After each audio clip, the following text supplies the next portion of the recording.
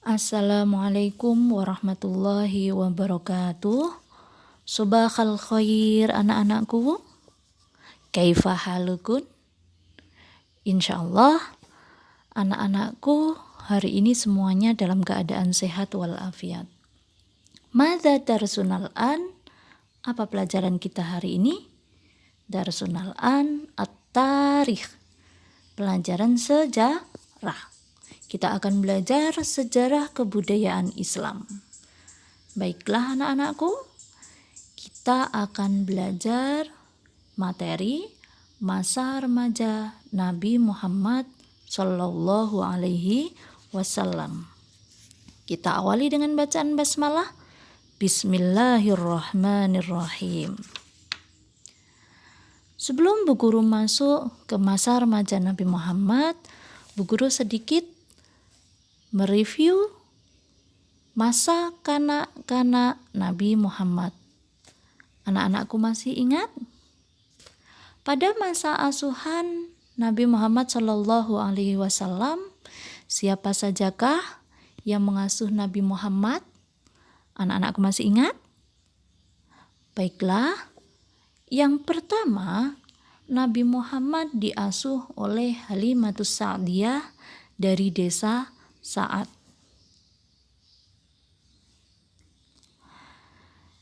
Nabi Muhammad Shallallahu Alaihi Wasallam diasuh oleh Halimah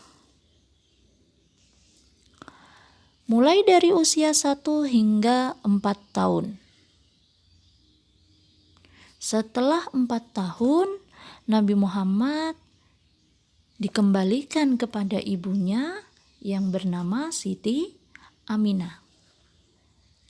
Ketika Nabi Muhammad diasuh oleh Siti Aminah di usia yang ke-6 tahun, Nabi Muhammad diajak oleh ibunya untuk berziarah ke makam ayahnya yang berada di Yathrib, atau kita lebih mengenal dengan nama kota Madinah. Ketika pulang dari Madinah, ibu Nabi Muhammad tiba-tiba sakit. Kemudian beliau meninggal dan dimakamkan di desa Abwa. Ketika sampai di kota Mekah, kemudian pengasuhan Nabi Muhammad dilanjutkan oleh kakeknya yang bernama Abdul Muthalib. Nabi Muhammad diasuh oleh kakeknya Abdul Muthalib selama 2 tahun, usia 6 sampai 8 tahun. Setelah kakeknya meninggal, Nabi Muhammad diasuh oleh pamannya yang bernama Abu Thalib. Pada masa inilah masa remaja Nabi Muhammad dimulai. Ada banyak cerita, ada banyak kejadian saat beliau diasuh oleh pamannya Abdul Muthalib. Baiklah, kita mulai. Saat berusia 8 tahun, pada masa asuhan Abu Thalib, saat berusia 8 tahun, Nabi Muhammad sudah bisa mulai membantu pamannya untuk memenuhi kebutuhan hidup keluarga. Dengan cara Nabi Muhammad sudah bisa menggembalakan kambing sendiri. Nabi Muhammad menggembalakan kambing, menggembalakan domba-domba milik Abdul Muthalib. Nabi Muhammad menggembalakan kambing atau domba-domba milik Abu Thalib. Nabi Muhammad tidak hanya menggembalakan kambing saja, tetapi Nabi Muhammad juga membantu pamannya dalam berdagang. Saat Nabi Muhammad berusia 12 tahun, Nabi Muhammad meminta izin kepada pamannya untuk ikut berdagang dalam rombongan dagang atau kafilah pamannya yang akan berangkat menuju Syam. Saat di perjalanan, menuju ke Syam. Nabi Muhammad dan pamannya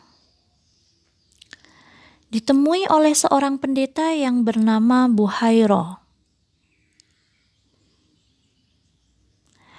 Pendeta Buhairah ini selalu memperhatikan rombongan dagang Abu Thalib, di mana Buhairah melihat tanda-tanda kenabian yang pernah Buhairah pelajari dalam kitab Taurat dan Injil. Saat itu tanda-tanda yang dilihat oleh Buhairah adalah ada awan yang selalu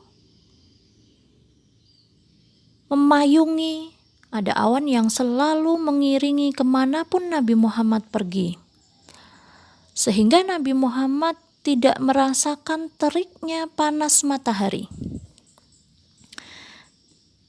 Begitu juga tanda-tanda yang kedua, yaitu kemanapun Nabi Muhammad berjalan, pohon dan batu selalu tunduk kepada Nabi Muhammad. Tanda-tanda inilah yang selalu diperhatikan oleh Buhairah. Sehingga Buhairah menghampiri kafilah Abu Thalib. Kemudian pendeta Buhairah ini mengajak berbicara kepada Abu Thalib. Kemudian pendeta Buhairah ini mengajak berbicara dengan Abu Thalib dan Nabi Muhammad. Pendeta Buhairah berpesan kepada Abu Thalib agar Abu Thalib betul-betul menjaga dengan baik Nabi Muhammad. Mengapa? Karena jika orang-orang Yahudi mengetahui akan kedatangan Nabi akhir zaman, maka orang-orang Yahudi ini berusaha untuk membunuh Nabi Muhammad. Seperti halnya orang-orang Yahudi ini membunuh nabi-nabi sebelum Nabi Muhammad. Sesampainya Abu Thalib di Syam, kemudian beliau menyelesaikan urusan dagangnya, Abu Thalib segera kembali pulang ke Mekah. Beliau tidak menunggu lama karena kekhawatiran Abu Thalib terhadap keamanan Nabi Muhammad. Berikutnya, saat Nabi Muhammad berusia 15 tahun, ini merupakan pertama kalinya Nabi Muhammad mengikuti perang. Saat itu terjadi perang yang namanya Perang Fijar. Perang Fijar ini artinya melanggar kesucian. Mengapa melanggar kesucian?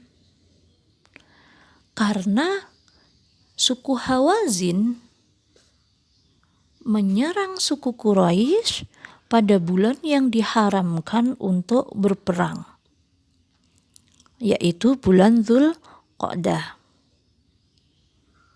Kita ketahui kebiasaan orang-orang Arab zaman dulu, ketika ada satu saja anggota sukunya yang disakiti, maka akan dibela. Saat itu terjadi peperangan antara suku Hawazin dengan suku Quraisy. Apa tugasnya Nabi Muhammad ketika perang Fijar ini? Tugasnya Nabi Muhammad adalah mengumpulkan anak panah yang datang dari arah musuh. Nabi Muhammad mengambil, kemudian mengumpulkan, kemudian memberikan kepada para pasukan pemanah dari suku Quraisy. Dan alhamdulillah di sini dimenangkan oleh suku Quraisy.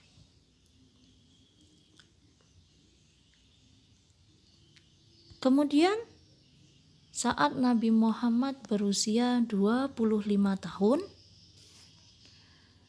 Nabi Muhammad sudah mulai berdagang secara mandiri.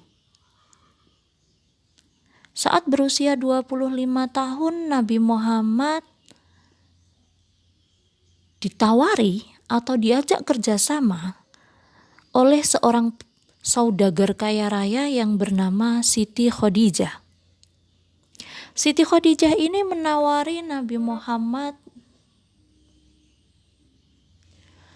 Siti Khadijah ini menawari kerjasama Nabi Muhammad untuk menjualkan dagangannya. Mengapa Siti Khadijah menawari Nabi Muhammad bukan orang lain? Karena Siti Khadijah senang dengan sifat Nabi Muhammad yang selalu berkata jujur. Nabi Muhammad dalam berdagang tidak pernah berbohong. Nabi Muhammad mengatakan apa adanya. Ketika barang itu cacat, maka dikatakan cacat. Ketika barang itu rusak, dikatakan rusak oleh Nabi Muhammad. Bahkan Nabi Muhammad tidak pernah mengurangi timbangan ketika berdagang. Saat usia 25 tahun inilah Nabi Muhammad berdagang mandiri ke Syam dan kembali dari Syam membawa hasil yang sangat memuaskan. Baiklah anak-anakku, cukup sekian dari Bu Guru. Terima kasih.